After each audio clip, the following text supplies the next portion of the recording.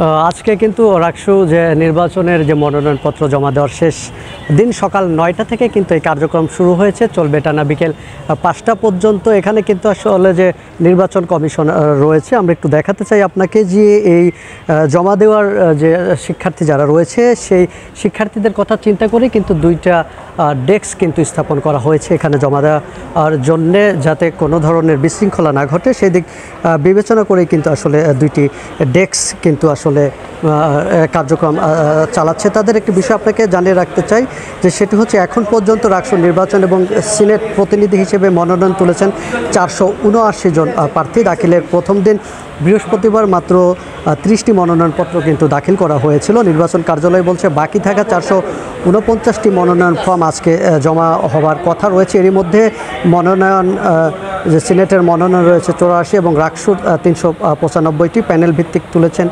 214 জন। অতিরিক্ত যে ভিড় বাড়ার আশঙ্কা যেটি বলেছিলাম যে দুইটি ডেস্ক কিন্তু কাজ করছে, মনোনয়ন ফর্ম যে দাখিল করে যাচ্ছে দুইটি ডেস্কে। নির্বাচন কমিশনার এফ নজরুল ইসলামের সাথে আমরা কথা বলেছি, তিনি যেমনটি বলেছেন যে ডোপ টেস্টে যারা পজিটিভ রয়েছে এবং যাদের বিরুদ্ধে মামলা রয়েছে তারা কিন্তু এই নির্বাচনে অংশগ্রহণ করতে পারবেন, এমনটাই কিন্তু জানানো হয়েছে। এদিকে হল সংসদ নির্বাচনের 17টি হল থেকে মনোনয়ন তুলেছেন 754 জন প্রার্থী। রাকসু নির্বাচন প্রার্থীদের মনোনয়ন যাচাই বাছাই যেটি সেটি কিন্তু আসলে চলবে এবং একটি বিষয় সেটি জানানো হয়েছে যে নির্বাচনের সাথে সম্পৃক্ত যারা রয়েছে, সংশ্লিষ্ট যারা রয়েছে তারা বলছে যে সুষ্ঠু নির্বাচন উপহার দিতে কিন্তু সব ধরনের প্রস্তুতি ইতিমধ্যে নিয়ে রেখেছে কর্তৃপক্ষ। এছাড়া যারা প্রার্থী রয়েছে এবং ভোটার রয়েছে তাদের সাথে কথা বলেছি, তারাও বলছে যে আসলে যে পরিবেশ রয়েছে এখনও পর্যন্ত সেই পরিবেশ নিয়ে তারা সন্তুষ্ট রয়েছে, তবে নির্বাচন যদি সুষ্ঠুভাবে সম্পূর্ণ হয় তাহলে তারা সন্তুষ্ট। তো এই ছিল আমার কাছে রাজশাহী